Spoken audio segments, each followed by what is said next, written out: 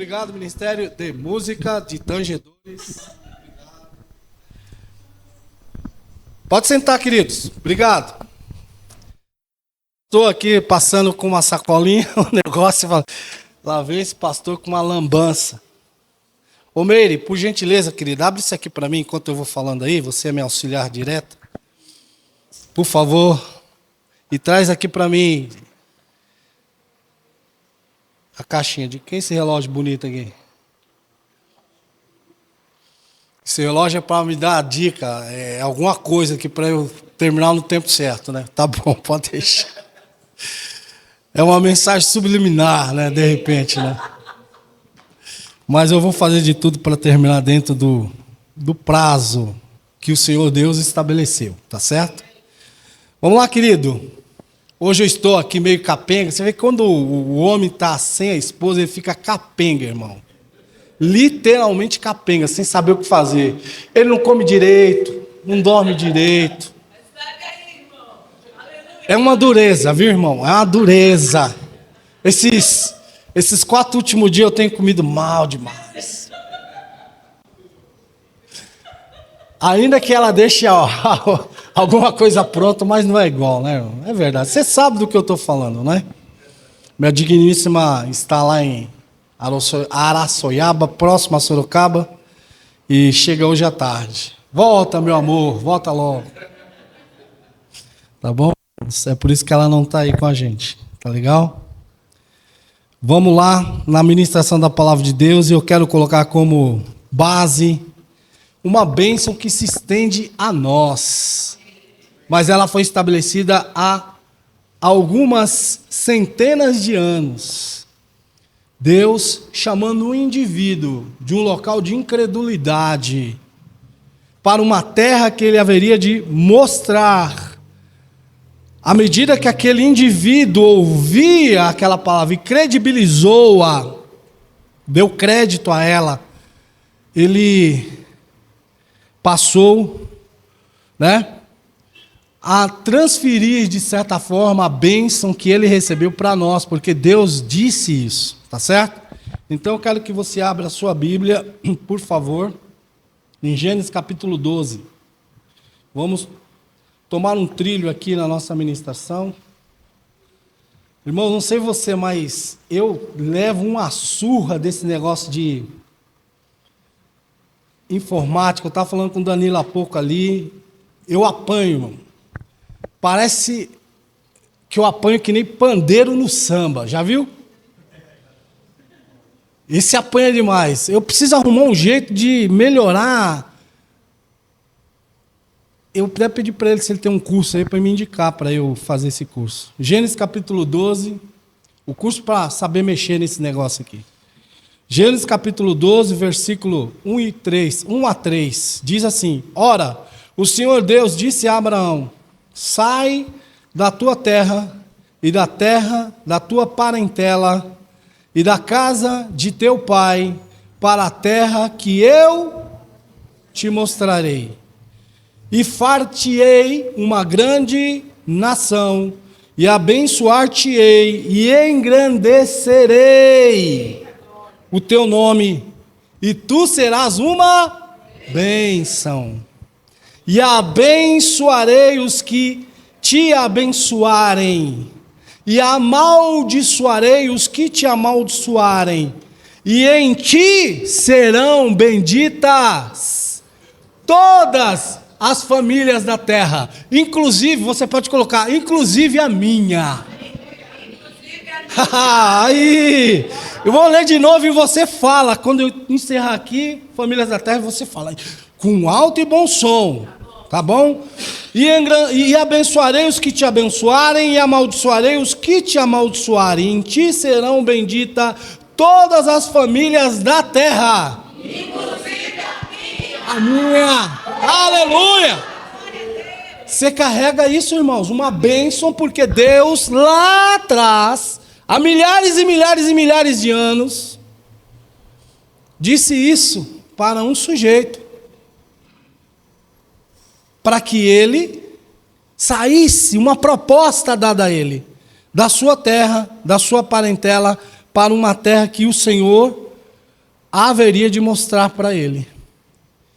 E eu acho que eu tenho currículo e know-how. Ó, gostou disso aí? Eu tenho currículo e know-how para falar de família aqui. Eu posso falar de família. E olha, eu não estou usando batina, irmão. Eu sou um pastor. E a diferença sensível entre esses dois indivíduos é essa. Pastor tem família direta porque ele casou-se com uma mulher, tem filhos e netos e vai. E o outro rapaz, padre, poderia fazer o mesmo, mas o dogma da igreja impede deles fazerem isso. Por isso que eu falo do que eu vivo. Todos os pastores são assim? Não, nem todos, porque tem alguns pastores que infelizmente as suas famílias se perderam. Mas a minha, graças a Deus, está encaminhada. Rapaz, eu já estou indo para neto, glória a Deus. A minha netinha, coisa linda. Meus 2 netinhos, maravilhosos. Então, eu tenho propriedade para falar sobre família. O meu currículo me atesta. Eu tenho condições de falar sobre isso. E é sobre isso que eu quero falar. E eu quero colocar um tema, até para você não esquecer dessa ministração. Lá, um dia que você procurando nos cards da administração da nossa igreja, que você pode ver lá no YouTube, você verificar lá, né, como tem alguns cards lá sobre finanças, tem muitas e muitas ministrações lá que te dá know-how. E a gente tem crescido ali nas ministrações, né, irmãos? Graças a Deus. Mas a gente vai chegar um tempo que aquele número de visualizações que está em torno de 50 a 100, vai ser 50 mil, 100 mil visualizações. 100 mil visualizações, porque é um vídeo bobo, que não edifica em nada, o cara tem 300 mil visualizações, por que a gente não pode ter 100 mil visualizações? Mas também depende da gente, né? A gente compartilhar com outras pessoas para que essa visualização cresça. Não é verdade? Então, lá no nosso card, você vai ver lá, zapeando lá, você vai lembrar, me lembro dessa ministração, vou mandar para fulano. Então, o tema que eu quero colocar aqui é a família perfeita. Mas só que antes de falar de família perfeita, eu quero falar o mito da família perfeita. Será verdade que existe a família perfeita? Vamos ver, não é isso? Eu peguei aqui por base esse trecho, né, para a gente caminhar, porque sobre nós é incontestável, há uma bênção. Ninguém pode ir contra isso. E se pessoas desejam mal contra a sua vida, tipo até te amaldiçoando, essa maldição ela não se concretiza, porque o Senhor Deus impede que isso ocorra. Porque sobre a sua vida, assim como sobre a vida de Abraão, como ele iniciou lá em Ur dos Caldeus, há essa graça, há essa promessa, há essa bênção, meu irmão. Isso estende para nós, e se estende para nós, eu quero, eu vivo, eu tenho, eu estou protegido e ponto final. Amém? Então a família é o nosso tema dessa manhã, tá bom? E, na verdade, a gente ouve muitas indagações sobre família.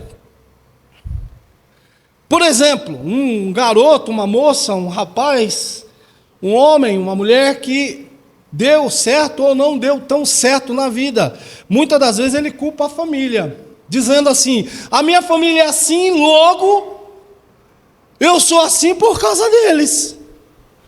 De tudo, não é mentira. Tem sim o seu quê de verdade.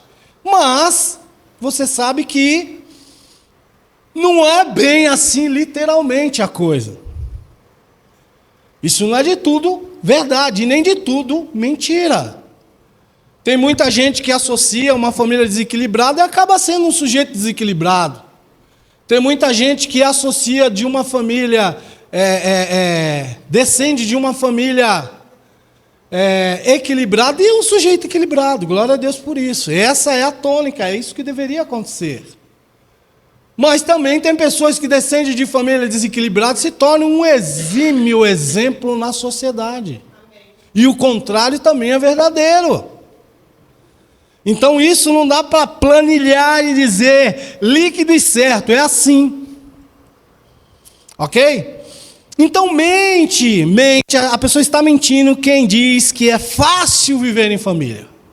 Você sabe que não é fácil. Mente quem também diz que dá para viver sem família. Você sabe que também não dá para viver sem família. Por mais que haja as rusgas cotidianas, vocês se acertam em dado momento. Família é essencial, família é importante. Por isso que nós precisamos, irmãos, acabar com esse pensamento do diabo, que congregar, não, eu congrego em casa, eu ouço ministrações. A reunião coletiva simboliza uma família. E nós aqui nessa reunião coletiva, a gente se acerta, a gente se ajusta, a gente vê pessoas, as pessoas nos veem, nós somos animados, nós animamos também. Há uma graça na reunião coletiva, assim como há graça na família, por mais desajustada que ela seja. É muito bom estar em família, glória a Deus, quando você está em família. Então a mente quem diz que viver sem família é possível, e mente também quem diz que é fácil viver sem família. Mas de tudo você sabe que ninguém escolhe a família de que faz parte. Você escolheu? Você simplesmente quicou lá no meio. Você pingou lá no meio, você está lá, no meio do fogo cruzado. Uma família de baiano que fala alto que só. Uma família de mineiro que fala tudo, né? Cadinho, um trem, não completa a frase por completo, pão de queijo. Não é? Você que cola no meio. O filho não escolhe o pai que vai ter, o irmão não escolhe o seu irmão, são todos da mesma família, e é vida que segue. E é por isso que o sábio Salomão até mesmo diz, lá em Provérbios, que há amigo mais chegado do que irmãos. Às vezes, por esse desajuste familiar, você acaba elegendo uma pessoa que não é da sua família direta, como um amigo mais chegado do que o seu irmão, por conta dessas situações. Isso, no entanto, não é o ideal, mas é a realidade. Porque os amigos são a família que nós escolhemos ter. Tem gente que prefere ficar no meio dos estranhos do que no meio da sua família. A família de Abraão mesmo, você viu lá o que foi que aconteceu. A ordem direta era para Abraão sair com a esposa, com aquilo que ele tinha de bem, se ele é que tinha algum bem, a sua casa, né? Sair dali do meio da sua terra, do meio da sua parentela. O que significa essa palavra? Do meio da sua parentela. Estende-se para sobrinhos, tios, agregados, etc. Não, era ele, a esposa e ponto, vamos saindo. Mas ele teimou e levaram alguém da família dele. E deu errado, deu ruim. Porque era diretamente a tratativa com ele, não com o seu sobrinho. Ele trouxe grandes apuros para Abraão, que vocês sabem ali, né? Então, meus queridos, nós vemos aí no frigir dos ovos que não é fácil ser um pai. E por mais que o pai e uma mãe criem os filhos de forma igual, mas eles em dado momento vão sair diferente. As personalidades são diferentes. Eu tenho 3 filhos que as personalidades deles são diferentes em muitos aspectos. Mas no todo não são diferentes. Por quê? Porque eles são os meus filhos. E glória a Deus que parece comigo. Ainda bem que não é com o vizinho, é comigo. E com a minha esposa. Não é verdade, meus irmãos? Então, criar filhos não é fácil. E eu quero já começar essa minha explanação distribuindo alguns ovos aqui, ó. Criar filho é semelhante carregar ovos nas mãos. Ok? Eu vou ficar com 2. e vou distribuir 4 aí para alguns meus irmãos enquanto eu ministro. Não é a ceia, viu, irmãos? Isso aqui é ovos, tá bom? Eu distribuo aqui uns ovos. Aqui um para esse casal, pega um. Segura, não está cozido não, hein? Um para esse casal aqui. Glória a Deus. Um para esse casal, vou mais um mais próximo. E um para aquela moça ali, bonita, que fala inglês. Glória a Deus. Tá bom? Então distribuir esses ovos aí, tá? Isso é uma dinâmica. É importante que eu faça isso para você entender a complexidade daquilo que eu quero falar para você. Primeira frase é: criar filhos não é fácil, é semelhante a... O que você tem em mãos aí? Carregar ovos. Pastor, mas por que é semelhante a carregar ovos? Porque, irmãos, se eu for um pai rude, muito rude, ruim demais, rude, de uma rusticidade, olha, essa é a palavra, né? E eu apertar demais o meu filho, o que vai acontecer com ele, irmão? Apertar demais, apertar não dá folga, não saber conversar com ele. Apertar demais, aperto, moleque. Né? Tinha, né? Porque ele está na glória hoje, um cunhado que ele era muito rígido com os filhos e o moleque quando fazia alguma coisa ele chamava. Ele rangia os dentes assim, ó. Seu Oreildo! E puxava a orelha do menino. Ixi, os meninos têm um trauma até hoje. Mas ser muito rude, amigão do seu filho, rude demais. Amigão não. Corretor do seu filho. Você vai acontecer isso aqui com ele, ó. Caramba, nunca estoura esse negócio. Jesus. E eu tô pondo força, irmão. Desisto. Faz de conta que você quebrou. Quer quebrar ele? Deixa o Douglas quebrar esse ovo para mim aqui. Quebrar na mão, assim, ploque. Com sua aperto demais. Por favor, Douglas, faça isso para mim. Olha lá, vai, Douglas. Vai, Douglas. Aí, ó. Essa é a dureza de Douglas. Com Doguinha e com... Obrigado. Agora você se vira aí e limpa a sua mão. Tá certo? A dureza do pai produziu isso aqui, ó. A dureza do pai quebrou o filho. Produziu isso aqui, ó. Pai muito duro. Mas vamos dizer que é um pai light, amigão do filho. E aí, mano, você é meu amigo, tal. Amigão, vai em todos os lugares, conversa de tudo. Você, meu irmão, olha só, uma revelação aqui para você, não é amigo do seu filho, você é pai dele. Amém.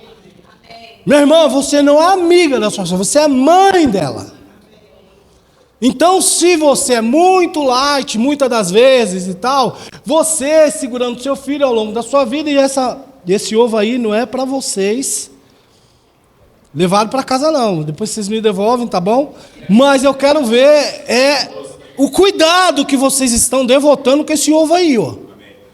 Criar filho é isso. Ora, transfere para a esposa, né? Vai lá, transfere, segura você um pouco aí. Transfere para o marido, segura você um pouco aí. E vai aí, não é? Eu fico até com, né? Ver como é difícil uma pessoa sozinha, seja um pai ou uma mãe, criar um filho. Não é fácil. Ele não tem com quem revezar essa responsabilidade. Mas voltando à questão de ser muito amigão do filho, né? Um pai light, um pai legal, um pai, meu pai vai comigo, inclusive cantar as menininhas, olha. Meu pai é muito 10. Quando em dado momento você vai falar de Jesus para esse menino, ele não vai nem associar mais aquilo. Então você está sendo um pai, sabe, muito legal. E, de repente, no curso da vida, será que acerto? Se eu não acertar, no curso da vida, o menino escapa da sua mão e, ó. Ó, aconteceu as duas coisas. Ele pode quebrar por você ser muito rude, e ele também pode quebrar por você ser muito light. Então não é fácil, irmãos, criar filho. E não adianta que se isso acontecer, a pessoa vai ajudar você, porque a maioria não ajuda, porque filho, desculpe a expressão que eu vou usar aqui, mas vocês vão entender. Filho é igual pum. Só você suporta o seu. As outras pessoas não precisam suportar o seu filho. É você que tem que suportá-lo. Ok? Então é você, o filho é seu. Diz que tem um ditado: pariu, mateu, que embale. Ó, botou atenção. Então, queridos, essa é a tônica de criar filho. Não é fácil.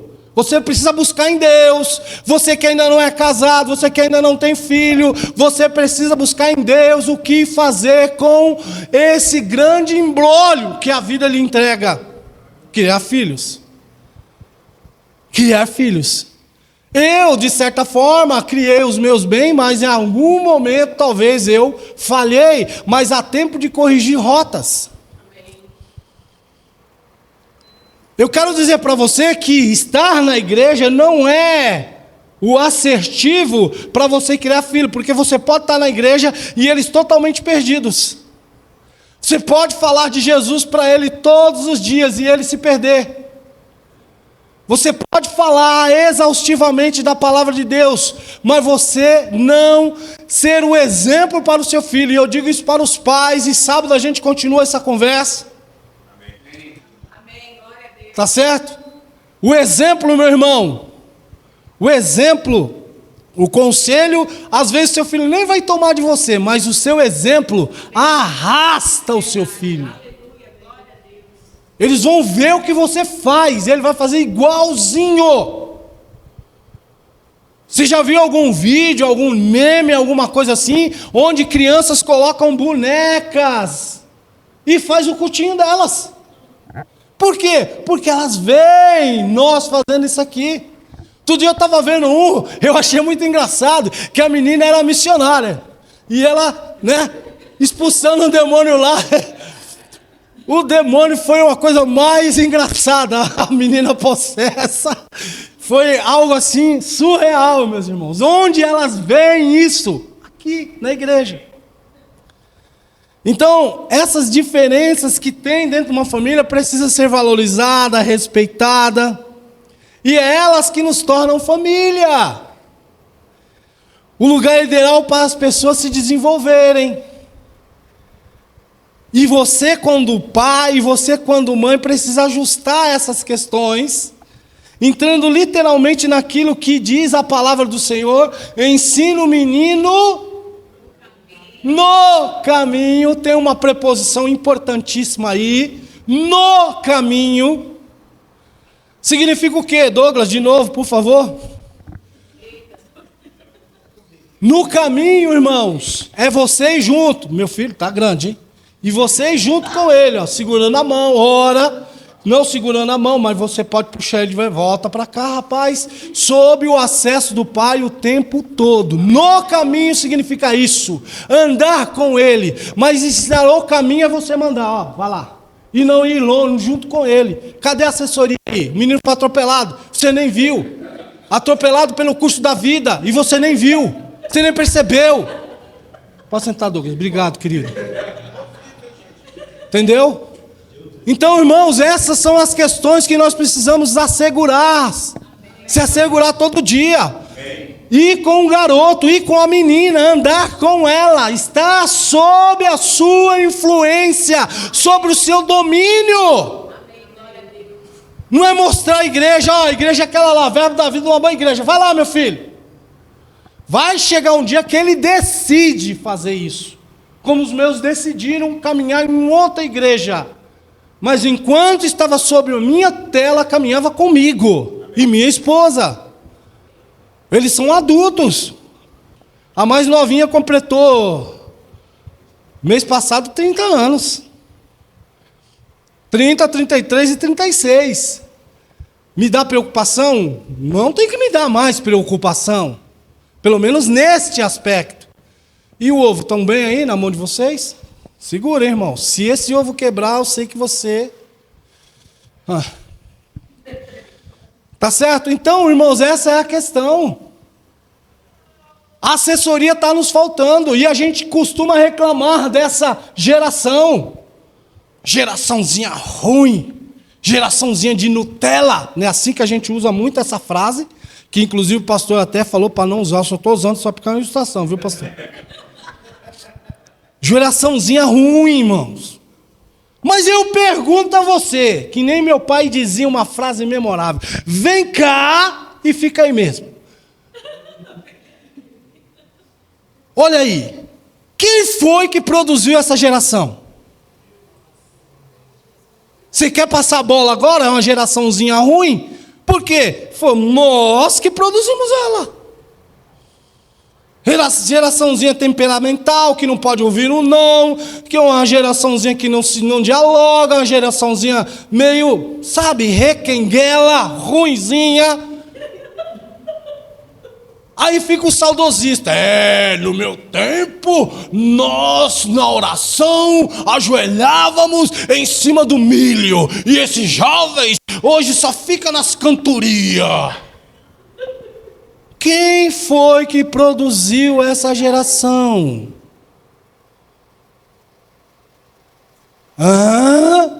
Foram embora, né? Tá bom, irmãos.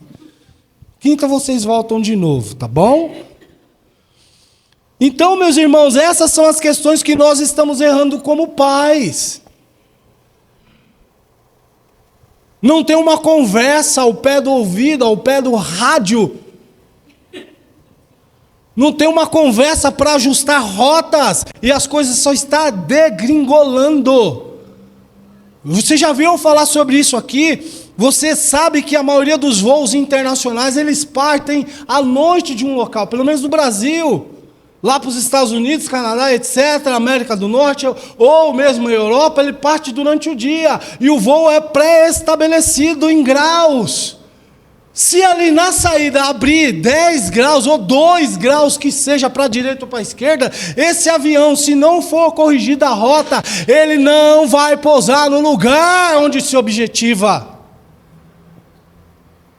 E nós vemos famílias assim, tomando rotas, irmãos, e depois ficam reclamando: não sei, pastor, me ajuda em oração, meu filho se perdeu em dado momento. Aí os pastores têm que fazer ali o que fazem em auditoria. Vamos ver a auditoria. Você, por um acaso, conhece o versículo que fala: ensina o menino no caminho do Senhor, e ele não se desviará? Já ouvi falar sobre ele. E o que você me diz desse versículo, meu irmão? Eu mando ele para a igreja, mas ele não quer ir. E você vai? Também não. A palavra, vocês falam sobre ela? Não. Né, o versículo que eu estou falando aí, se o irmão quiser botar aí para mim, por favor, vai me ajudar muito. Provérbios 22, versículo 6. O que está escrito aí nele, irmão?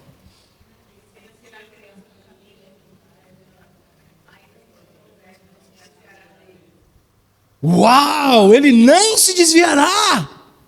Não se desviará. Uma vez, irmãos, parece que não, mas eu já fui pregador dos bons, irmão.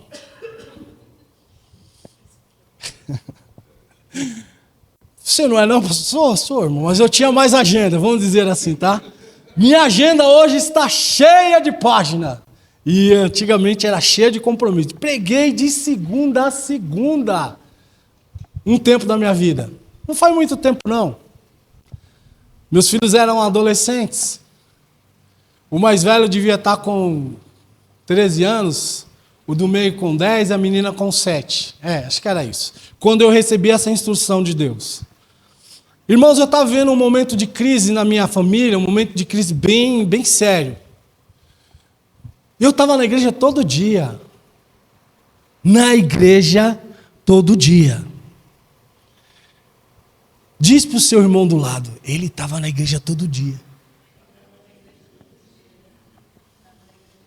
Todo dia. E pregava. E pregava de novo. E ele tem, ele vai, ele faz. Eu receba. Eu parecia mais um narrador de rodeio do que um pregador. Mas tem gente que gosta desse tipo de ministração. Irmãos, aconteceu algo na minha vida. Olha o jeito que eu prego hoje. Aconteceu algo. Glória a Deus. Mas de vez em quando eu me lembro daquele tempo, né? A gente dá uma sapateada. E eu recebi uma instrução de Deus, eu orando a Deus, falei, Senhor, tem misericórdia na minha casa, meus filhos, minha esposa, Senhor, de mim, do nosso lar, a coisa não está indo bem aqui, me ajuda, Senhor. Ativo na igreja.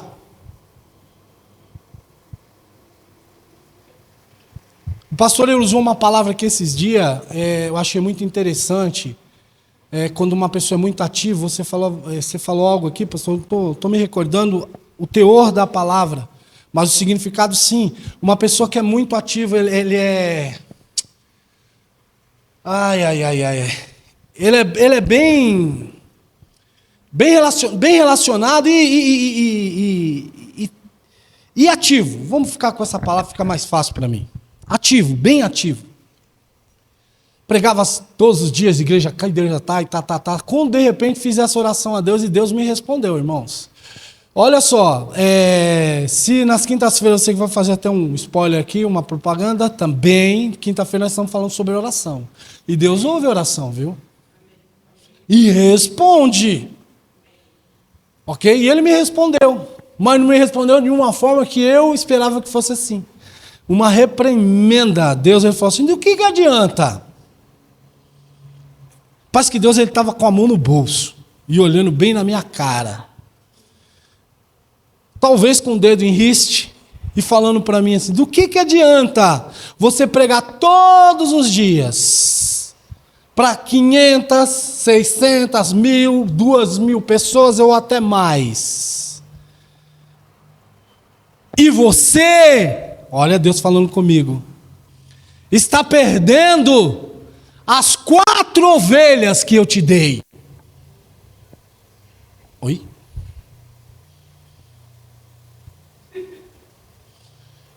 Eu, Senhor? Como assim? 4 ovelhas? 4 é muito pouca. Foram as 4 que você recebeu. E eu posso perguntar para vocês aqui, Luan, quantas ovelhas você tem? 3 ovelhas. Douglas, quantas? 3 ovelhas. Tati e Tiago, quantas ovelhas? 3 ovelhas. Pastor, quantas ovelhas?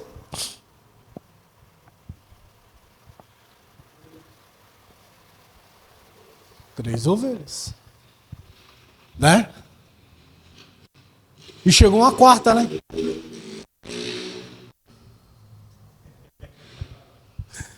Três ovelhas. Não estamos considerando as ovelhas número de igreja, a membresia da igreja. São sua família. As 4 ovelhas que Deus me referia são os meus 3 filhos e a minha esposa. E eu estava perdendo eles. Ouvi aquilo atentamente, irmãos. É como se eu fosse com um veículo na marginal. Sabe? A marginal do Rio Tietê ou a marginal do Rio Pinheiros, ali, aquele monte de veículo, eu puxasse, eu nunca dei um cavalo de pau na minha vida, mas eu sei como é um cavalo de pau, puxasse o freio de mão, desse um cavalo de pau e fosse na contramão agora.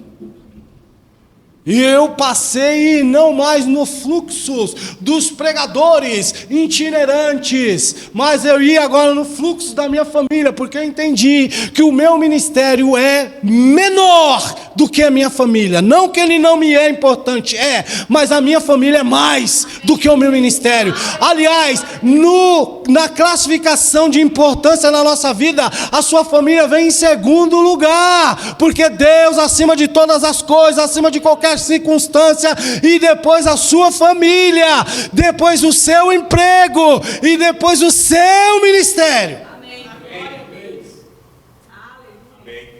Deu para entender? O que adianta você com a performance? Eu sou professor do Rema, eu sou pastor presidente, eu sou supervisor de área, eu sou...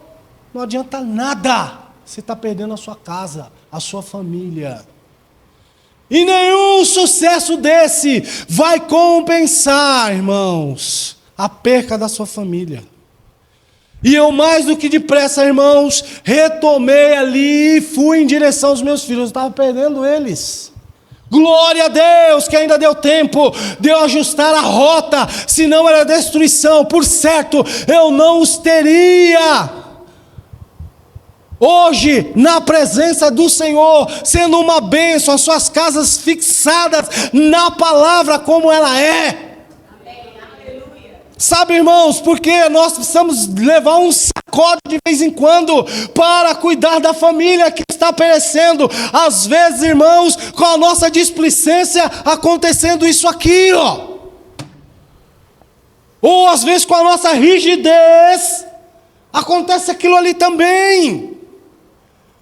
Você entende o que eu estou falando aqui, meu irmão? A importância de você ser pai e pai com força. A importância de você ser uma mãe literal, uma mãe que agasalha o seu filho.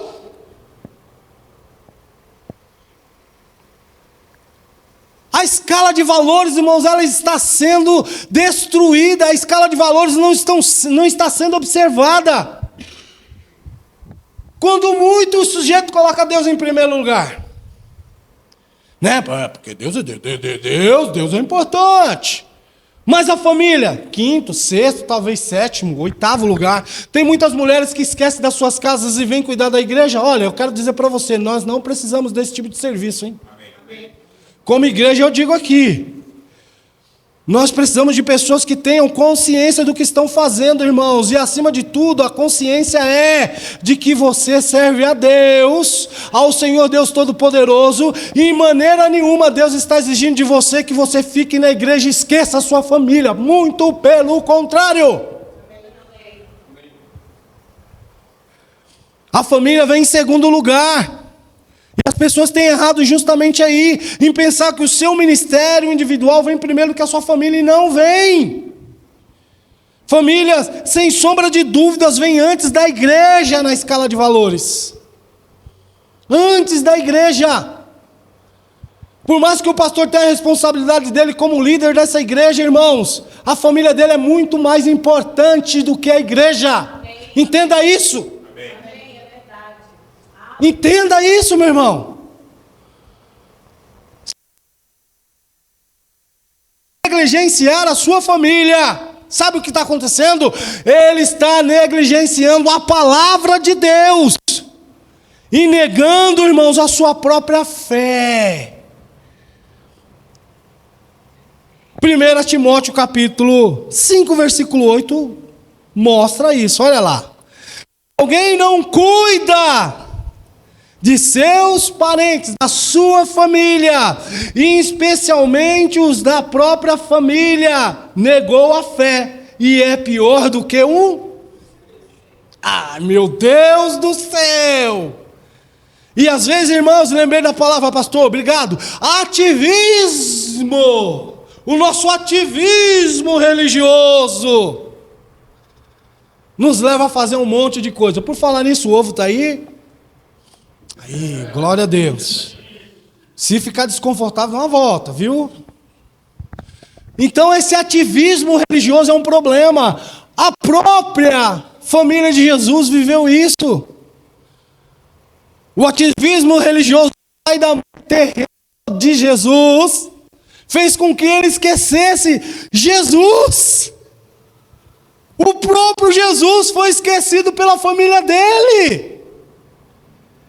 E periga, irmãos, da gente esquecer a nossa família e também o próprio Jesus, porque se esquecer sua família, você esqueceu Jesus, esqueceu tudo que ele falou. Pegou, irmão? Por conta do seu ativismo religioso. Não, alguém tem que fazer isso. Meu Deus, olha, cadê esse povo que não vem para a igreja? Eu não, eu estou aqui. Cadê esse povo que não dizima e não oferta? Não, eu oferto, eu dizimo. Cadê esse povo? Meu Deus do céu, a vigília. Meu Deus, aqui devia ter pelo menos umas 500 pessoas. Só tem esse gatinho pingado de 50. Meu pai do céu, como é que pode? E reclama do ativismo que ele faz, que ela faz, que ele tem. E às vezes, irmãos, está tão longe de Jesus, tão longe, Por quê? Está esquecendo. E ainda quer buscar um versículo na Bíblia, hein? Mas Jesus falou que aquele que não deixa pai, mãe, filho, por amor de mim, não é digno de mim. Olha que cara de pau. Arruma versículos bíblicos ainda. Você sabia que eu arrumo versículo bíblico até para ter 2 mulheres? Não, 2 não, talvez umas 5. Irmão, não dou conta nem de uma direito. Sabia que eu arrumo versículo bíblico para tomar umas coisinhas mais fortes e mais calientes? Mas é o Antigo Testamento. Não, no Novo. O cara pega lá o que Paulo orienta a Timóteo, para que Timóteo tome um pouquinho de vinho por conta da enfermidade dele de estômago. Está escrito aí, está escrito, eu posso tomar sim. Está vendo, irmãos? Como há uma linha muito tênue entre essas coisas. Amém, irmão? Aí depois, na escala de valores, vem o seu trabalho, é óbvio. Por incrível que pareça, o trabalho vem antes do ministério também. Pois é, por meio desse seu trabalho, desse meu trabalho, desse nosso trabalho, que a gente consegue sustentar a nossa família e não ser pesado a ninguém. Amém? Sustentar outros, a nós mesmos, e entendemos que a vida daquele que se dedica ao tempo integral de ministério também é um trabalho. Amém? Então, amados, isso tudo nos leva a princípios e valores que a gente não tem sabido transferir à próxima geração. Os valores familiares são os preceitos, normas e acordos que orientam cada membro da família. Há uma convivência harmoniosa, fluida e equilibrada. Os valores familiares são mais importantes porque eles são os seguintes. Vou listar aqui para vocês alguns. Solidariedade, respeito, tolerância, tudo se aprende em família. Empatia, resiliência. Você ensina resiliência para os seus filhos? Não, meu filho, você caiu, meu Deus do céu, eu também vou cair, vou ficar aqui com você. Ai, meu Deus, isso dói tanto no papai. Não, irmão, levanta, menino. Aí a gente usa aquela famosa frase que eu duvido que você já não usou com seu filho. Quando casar, sara, meu filho. Só foi um reladinho de nada. Quando casar, sara, isso vai sarar. Foi, que isso, filha? Vai, levanta. Honestidade é na família que se aprende. Coragem. Ai, eu tenho medo de barata. Não, não tem não.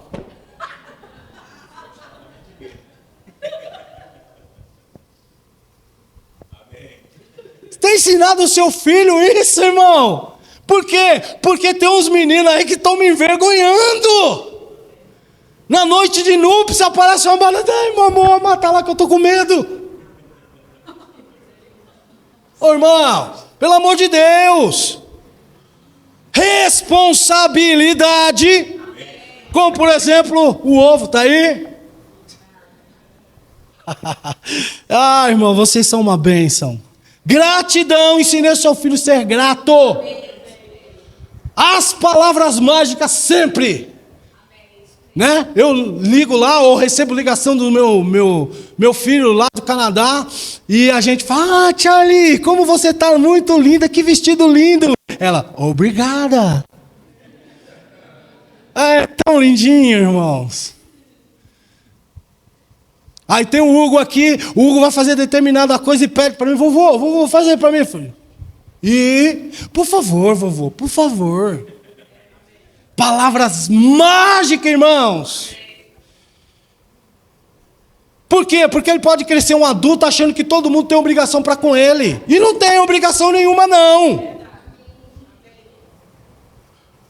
Ó, dando uma aula aqui de ensinar boas maneiras aos seus filhos. Princípios e valores. Confiança. Ele ser confiante. Ah, não vai dar certo. Ah, não sei. Meu filho, seja confiante. Vai dar tudo certo. Já deu tudo certo sobre você. Há uma palavra, há uma graça. Ah, não, essa prova é muito difícil. Meu filho, você estudou. Ah, eu estou pensando em colar. Filho, pelo amor de Deus. Que colar coisa nenhuma. Aí você é formado lá. Douglas, por favor. Você se forma lá. Você se forma lá no colégio. Se forma na faculdade. E ali aquela turma toda. E o capiroto do seu lado. E fazendo ó, só um papel, hein, irmão. Na foto. Por quê? Porque o diploma foi tirado devido cola. Colar, irmãos? Não, de maneira nenhuma. Amém? Você vai ensinar bondade, ele ser bondoso. Ah, mas esse menino não divide nada com ele. Que não divide o quê? Me dá isso aqui, rapaz, toma aqui. No início você tem que fazer assim. Não, mas não gostei que você dê metade da minha coxinha. É assim, rapaz. Se divide as coisas aqui. Se divide as coisas aqui. Se você não ensinar, amado irmão, como esse garoto, essa garotinha vai aprender? Como esse adulto vai aprender? Tem coisa que não se divide mesmo. 3 delas que você tem que ensinar ele não dividir. Posso falar? Deixa eu beber água primeiro.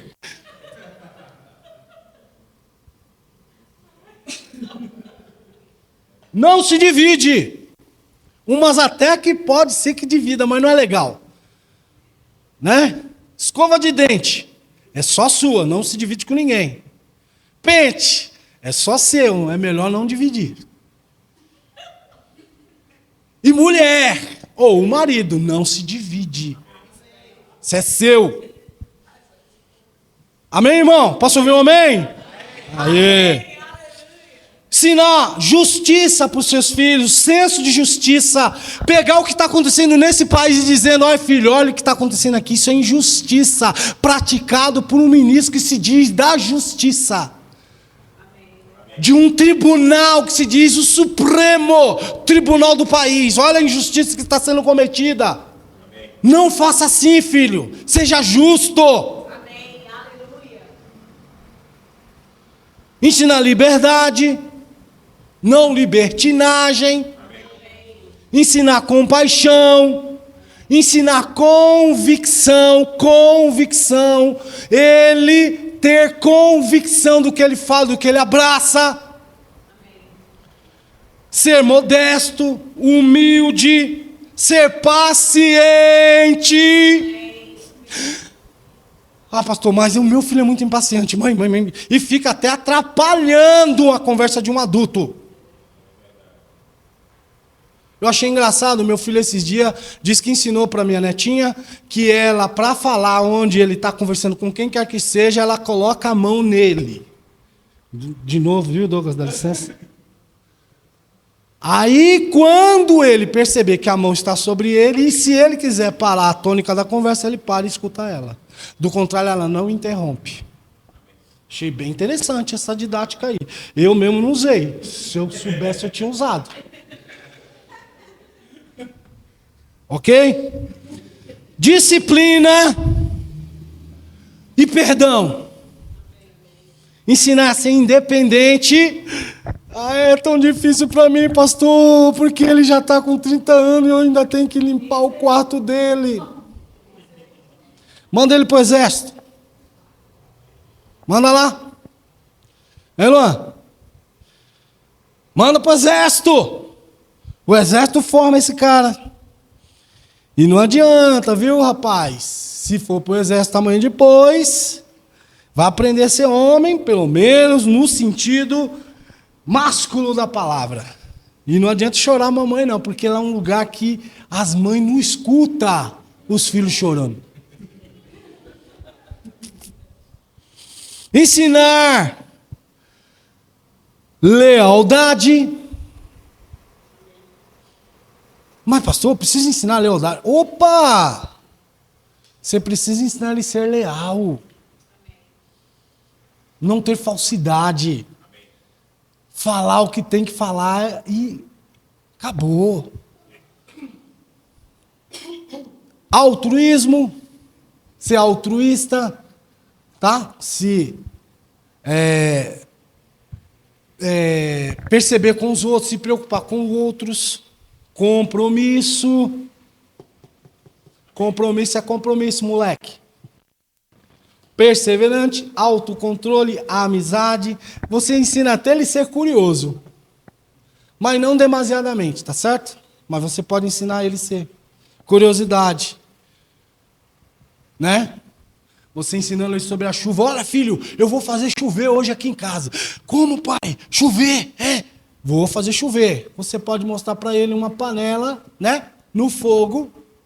A tampa da panela vai captar água, os vapores de água, e você mostrar, ó, isso é uma chuva. Ah, que legal. Não é tão emocionante para os meninos novos, né? Você já percebeu que filho, que é engraçado, quando ele está ali na idade dos 3 anos, o pai, a mãe, é o super-herói. Ah, meu pai, minha mãe. Até uns 7 ainda vai lá. Depois começa... gostei. Depois de 10... de 10 em diante... 15, nem preocupa-se mais com o pai. Como é o nome do seu nome, pai? Como é o mesmo seu nome, mãe? E por aí vai, né? Mas depois, quando chega a idade dos 30 e não tem mais o pai, irmãos, é uma saudade. Ah, Jesus, porque faz falta. Não é isso? Você tem que mostrar para ele curiosidade, paixão e amor. Amém? São os valores da vida. E todos nós, como já quero caminhar para o final, todos nós que temos filho, esperamos que ele realmente seja exatamente o que a palavra filho no grego significa. Acho que vocês que fizeram o rema sabem disso, e é muito interessante o aspecto que nos traz a palavra filho. Não é? Quando nós chegamos para o Evangelho, isso está lá em Romanos capítulo 8, versículo de número 15 e 16. Vamos ler aqui esse trecho com vocês. Por gentileza, Romanos 15, 16. Bota aí para os irmãos lerem. Olha o que diz lá Romanos 8, versículo 15 e 16. Aqui. Porque não recebeste o espírito de escravidão para viverdes outra vez atemorizados, mas recebeste o espírito de adoção, pelo qual clamamos, Abba, Pai. Versículo 16. O próprio Espírito testifica com o nosso espírito que nós somos filhos de Deus. Esse filhos aqui, no original, significa teknon, que nós fomos adotados. Houve uma adoção e nós chegamos sem saber nada. Filhos totalmente inexperientes. Filhos, criança mesmo, criancinha, recém-nascido, criança, adolescente e jovem e depois transforma em adulto. Essa versão aqui fala sobre esse tipo de filho, teknon, que de forma simplificada significa filhos, bebês ou filhos imaturos. Mas é seu filho. Com esses filhos bebês, não adianta você falar da flexibilidade da bolsa, do dólar, não adianta você falar do governo mundial, que Donald Trump vai ser eleito, né? Brasil. Não adianta você falar muito, isso eles não vão conseguir entender. Porque são filhos imaturos. Mas à medida que ele caminha com você, porque a palavra de Deus diz, ensina o menino no caminho. E você vai ensinando esses aspectos e preceitos, significa dizer que, irmãos, vai acontecer uma maturidade nesse seu filho. Ele vai sair de teknon, significado no grego, para huios, que também significa filho. Porém, em Romanos 14, aliás, Romanos 8, 14, está nos dizendo esse tipo de filho aí, ó.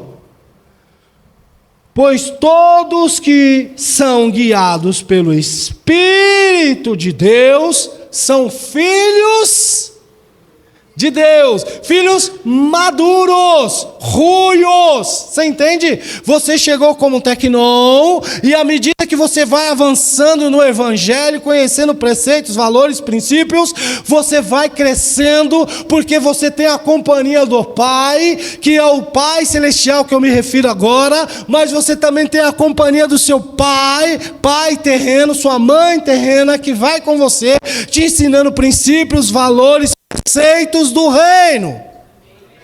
E você transforma-se de tecnon em ruios. Mas isso leva a um processo. Eu estou vendo Douglas e Andréa vendo duas transições aqui na sua família. Um literalmente é tecnon, Douglinhas, e a outra está saindo de tecnon para ruios.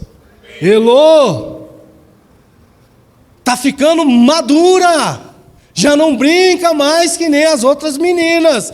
E quando há 4, 5 anos atrás ela conhecia, era meninona. Hoje está uma moça linda. Vocês entendem, irmãos, o que eu estou dizendo? Espiritualmente falando, é o que Deus espera de nós, que nós façamos com a nossa família, e que nós como igreja também produzamos isso, através da graça do nosso Senhor e Salvador Jesus Cristo, e a unção do Espírito Santo ministrando a palavra a vocês. Nós não queremos uma igreja aqui que fica apática, sem crescimento, crentes com 30 anos de crente e ainda com as mesmas práticas. Até nos louvores. Eu quero ser Senhor amado. Você não aprendeu que isso não se aplica a você? Ah, mas eu não posso cantar como um vaso novo. Não, Jesus já quebrou a sua vida, você já foi quebrado. Você agora já é um filho de Deus. Pelo amor de Deus, irmãos. Acho que a pior coisa de um jovem adolescente, ou de um jovem, ou de um adulto ouvir alguém lançar em rosto a sua imaturidade, né? E às vezes aquela conversa que nós chamamos de DR, aquele diálogo que a gente tem de vez em quando com a esposa ou com o marido, e a gente ouve uma lapada dessa: você está parecendo criança, se comportando como criança. Eu não sei você, mas um adulto pega ar quando ouve um negócio desse. O que você falou? Porque está fazendo uma comparação esdrúxula, chamando um velho adulto de criança. Mas às vezes os nossos comportamentos não merecem outra coisa a não ser isso. Porque somos muito imaturos ainda estamos apegados naquelas coisas de fábulas de velho, aquelas coisas que não rendem mais nada, não edificam em nada, e nos prende ali, irmãos. Uns cultos que parecem roda de violeiro, desculpa a expressão. É sua vez agora. Não, a sua agora. Não, a sua. E para não ficar nas minhas palavras, eu vou ler um salmo agora. Aleluia. Eu estou sentindo. Irmão, presta atenção. O crescimento está faltando e nós não podemos compactar com isso. Entendo que uma pessoa, quando chega nova na igreja, tem ainda todo esse trejeito, mas a gente vai encaminhar para uma maturidade. Não podemos ficar nela imaturos para sempre. Amém, meus queridos? E a família perfeita, de fato, ela não é perfeita, ela é imperfeita. Mas, como membros, podemos encontrar maneiras, formas e jeitos de vencermos essas dificuldades, queridos.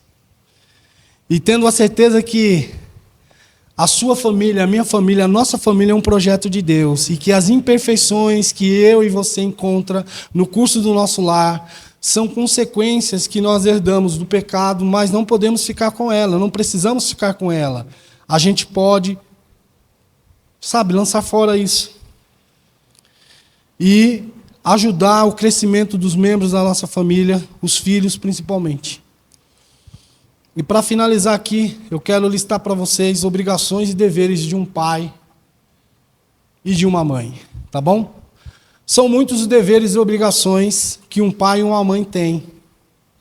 E desses muitos deveres, nós vemos o dever de ensinar os seus filhos, ensinar, porque está lá em Deuteronômio capítulo 6, versículo 7, que a gente precisa ensinar a todo tempo, ensine com persistência os seus filhos, converse sobre elas quando estiver sentado em casa, ali quando estiver andando pelo caminho, ali quando estiver se deitando, ali quando estiver se levantando, ou seja, em todo tempo.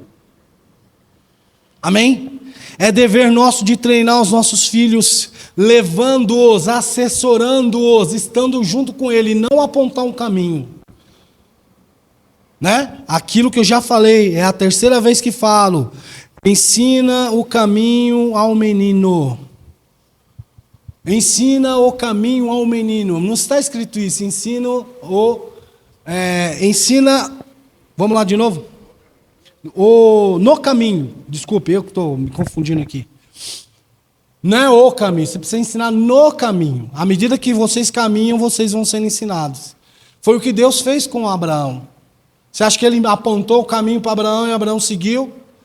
E ele ficou esperando lá adiante? Não, foi o tempo todo com Abraão, irmãos. Ainda que não falando nada em alguns aspectos, algumas vezes da vida de Abraão, mas foi o tempo todo com ele. Então, treinar, talvez seja esse o erro nosso como pais. Nós não temos treinado os nossos filhos para as dificuldades. Você já parou para pensar sobre isso? Você não tem treinado seu filho para a dificuldade. Como assim, pastor? Sabe por quê, irmãos? Porque é um ditado muito clássico, um ditado árabe, dizendo que o mar calmo, sereno e tranquilo não produz bons marinheiros. E tudo que a gente quer dar para os nossos filhos é isso, um mar calmo, sereno e tranquilo. Mas o mar bravio produz bons marinheiros.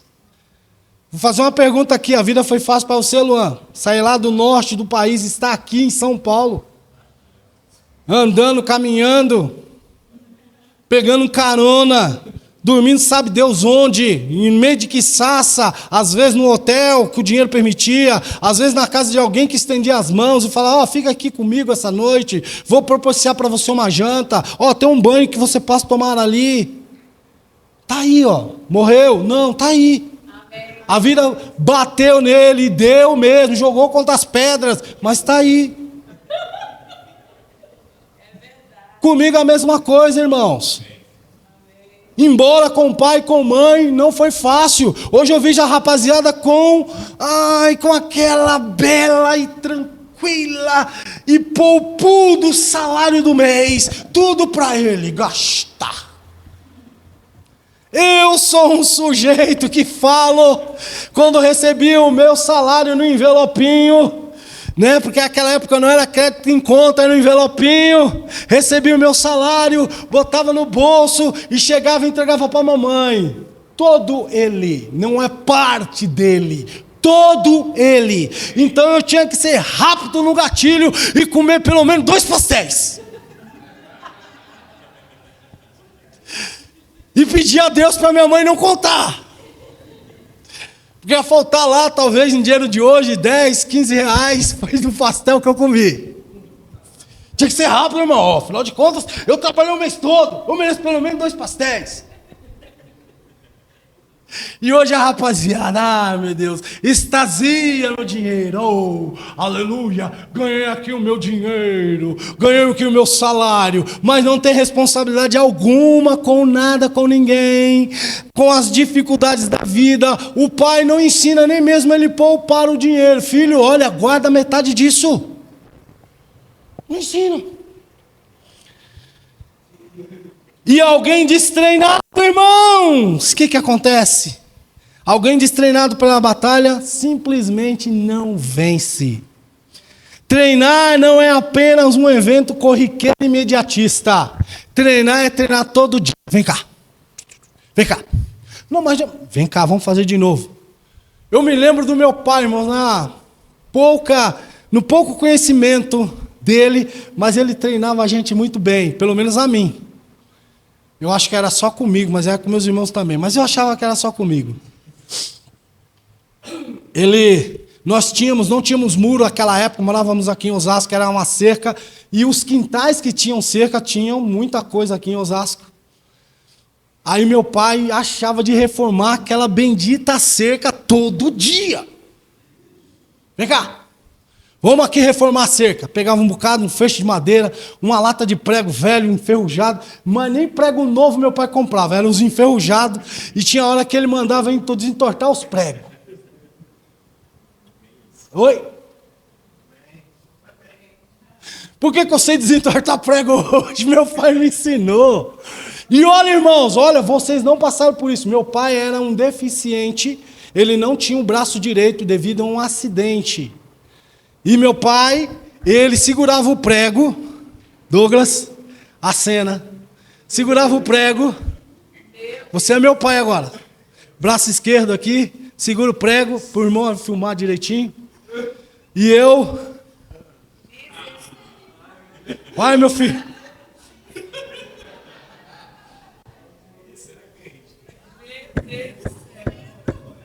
aí eu bate mais forte.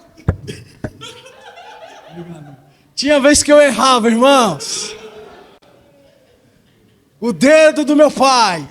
E ele me puxava o cabelo. Menino, esse dedo é meu. Não vou falar as palavras porque